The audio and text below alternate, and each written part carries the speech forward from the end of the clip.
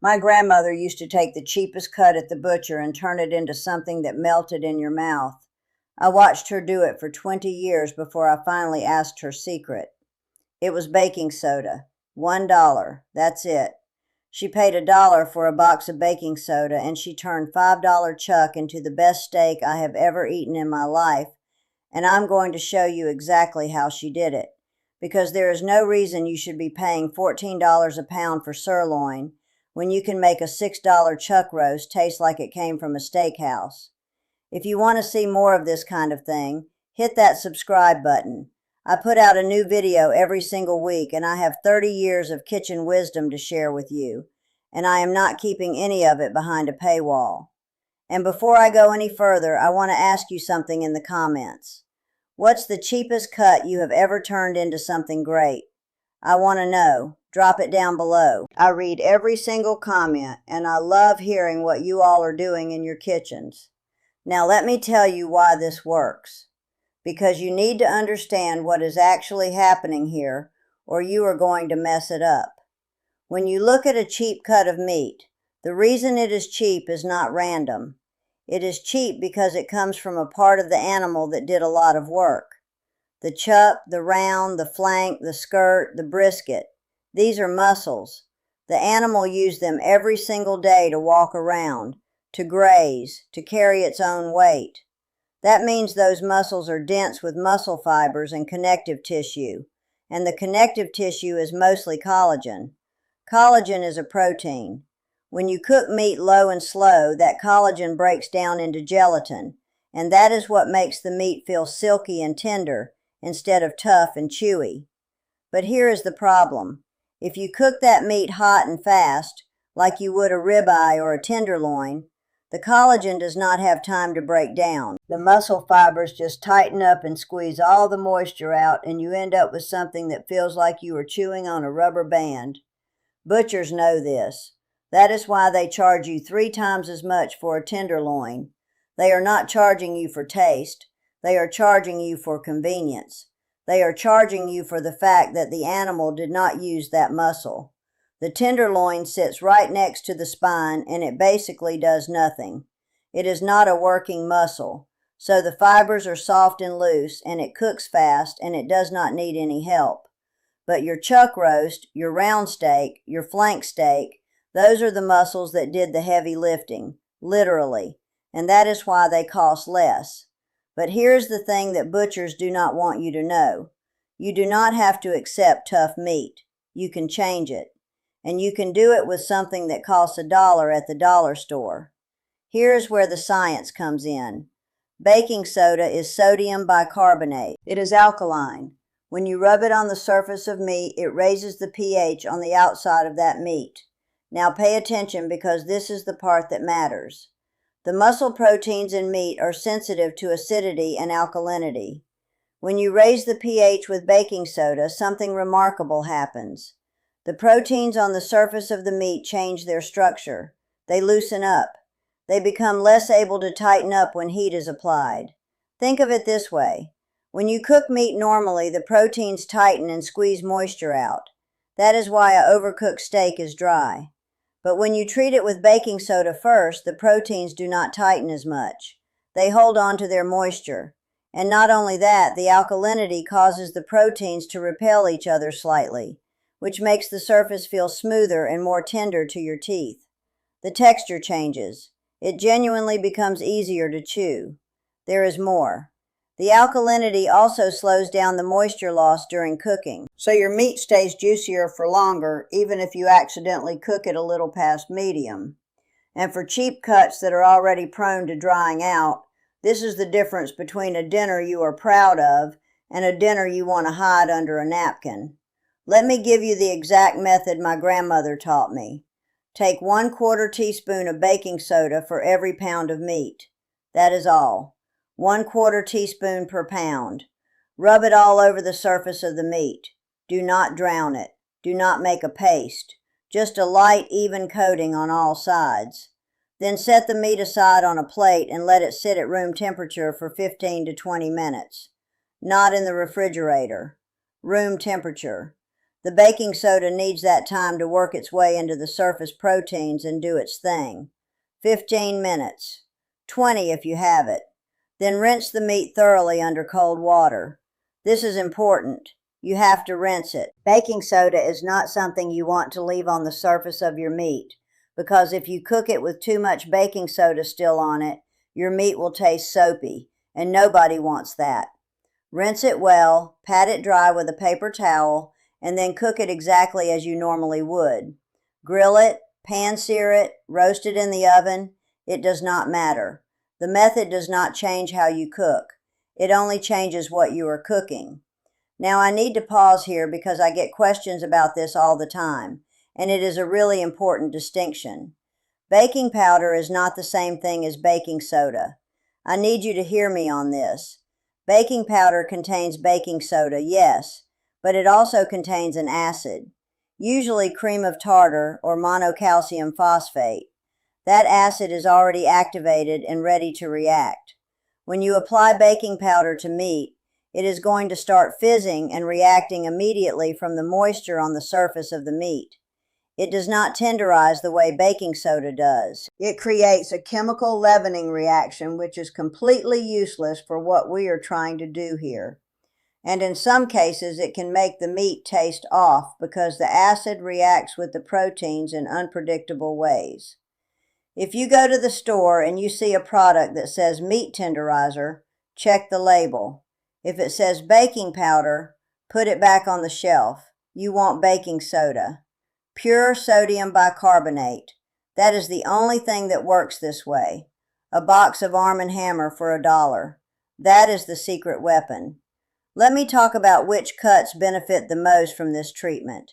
Chuck roast is number 1 on my list. A 3 to 4 pound chuck roast that costs you maybe $5 or $6 at the grocery store becomes a completely different animal after this treatment. I am not exaggerating. I have served this to guests who swore they were eating prime rib. The flank steak is another one.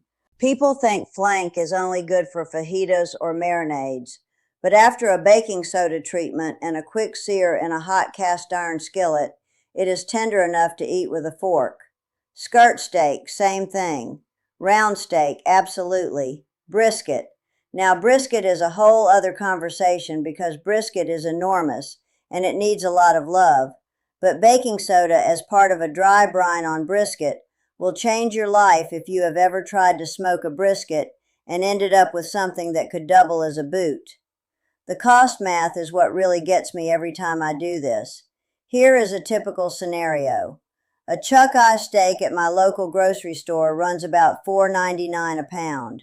A good 2-pound chuck eye steak is $10. I rub it with half a teaspoon of baking soda, which costs about 5 cents worth of baking soda. 5 cents. I let it sit for 20 minutes, rinse it, pat it dry, season it with salt and pepper, and sear it in a ripping hot skillet for 3 minutes aside. I rest it for 5 minutes. The result is a steak that I would happily serve at any table. Meanwhile, a comparable ribeye at the same store is running $14.99 a pound. You are saving $5 a pound on something that tastes just as good, and you are getting knowledge that nobody can take away from you. Now, what do restaurants do? This is something I think about a lot. Commercial meat tenderizers often contain papain, which comes from papaya, or bromelain, which comes from pineapple. These are enzymes that break down protein. They work, and they work fast, but they cost a lot more than a $1 box of baking soda.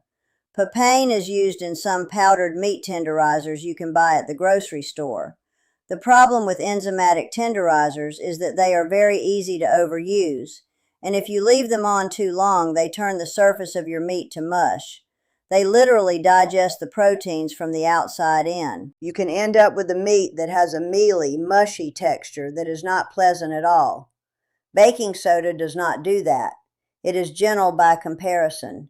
It works through chemistry, not biology. It changes the protein structure evenly across the surface without turning it to goo, and you can control exactly how much you use. Half a teaspoon per pound, 15 to 20 minutes, rinse, cook. It is foolproof if you follow the instructions. Here is an extension of this technique that I use all the time now. Combine the baking soda tenderizing with a dry brine. A dry brine is just salt and thyme. What I do is this. I take my chuck roast, I rub it with a 1/4 teaspoon of baking soda per pound. I let it sit for 15 minutes. I rinse it thoroughly, and then I pat it dry. Then I season it generously with kosher salt. Not table salt, kosher salt. The grains are larger and they distribute more evenly, and they draw moisture out of the meat. And that moisture then reabsorbs the seasoning and carries it deep into the muscle fibers. I put the meat on a rack in the refrigerator uncovered overnight, or at least 4 hours if I am in a hurry. The uncovered refrigeration dries out the surface of the meat, which is exactly what you want before you sear it. A dry surface sears better. It gets that beautiful brown crust, and the salt penetration combined with the baking soda treatment means your meat is both more tender and more flavorful than it would be with either technique alone. This is the way my grandmother did her Sunday chuck roast. I want to share her exact method with you because this is the recipe I grew up on, and I make it to this day. She would get a 3-pound chuck roast from the butcher on Saturday mornings. He always set one aside for her because she was a regular. She would take it home and rub it with 1/2 teaspoon of baking soda, plus a teaspoon of garlic powder and a teaspoon of black pepper. She did not use anything else on the outside. Then she would let it sit for 20 minutes at room temperature, rinse it very well, pat it dry, and then rub it all over with kosher salt. She would let that sit for an hour at room temperature before she put it in the oven.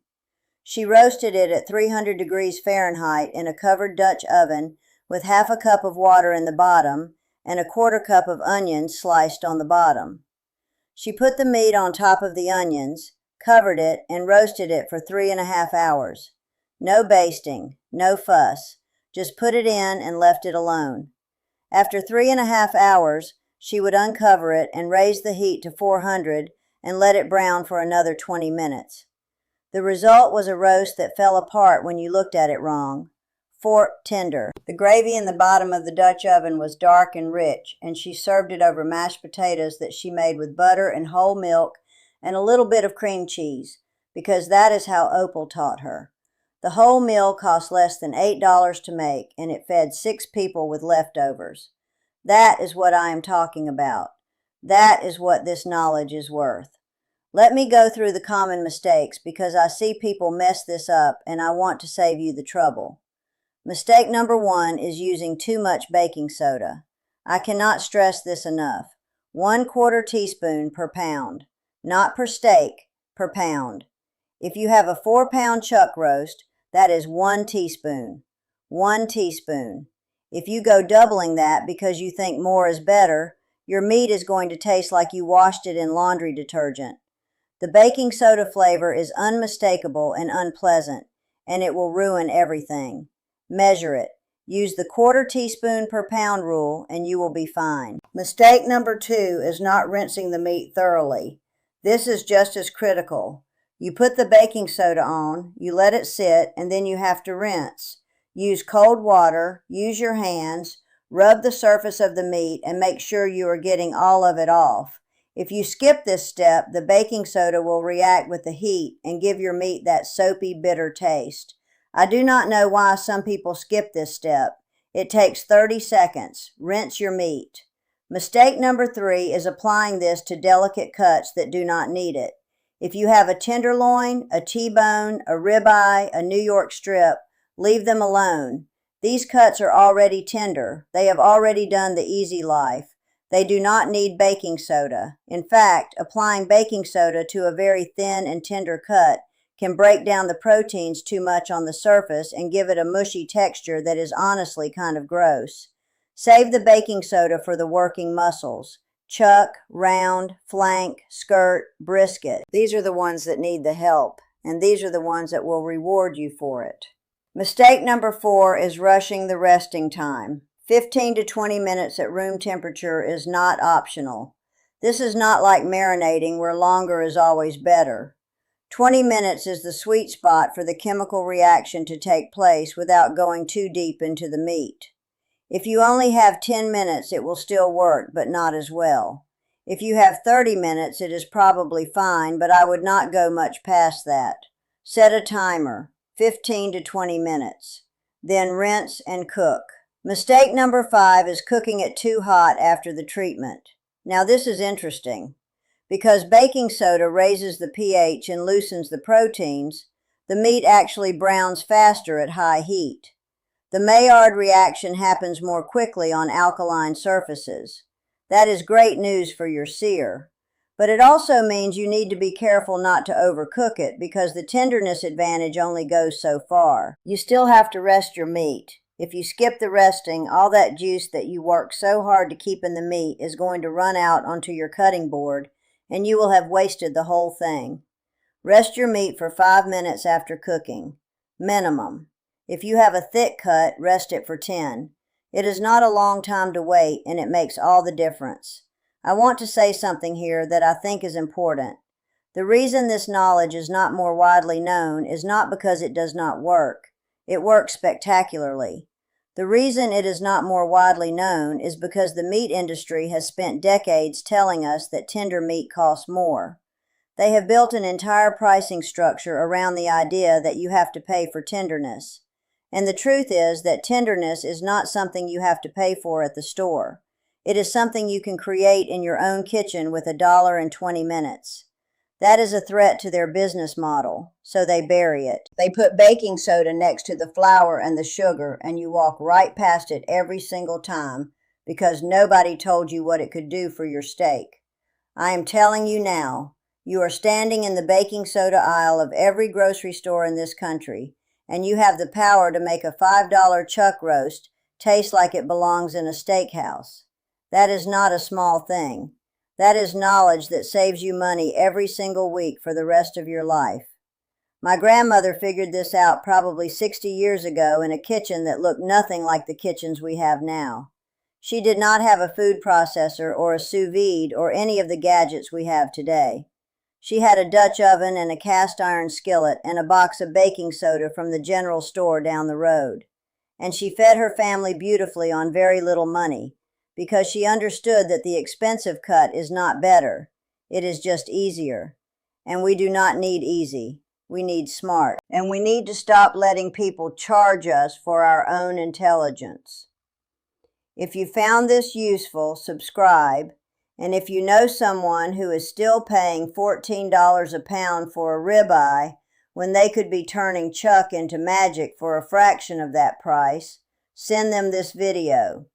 You do not have to buy anything from anybody to eat well. You just have to know what you are doing. And that is exactly what I am here to show you. I'll see you in the next one.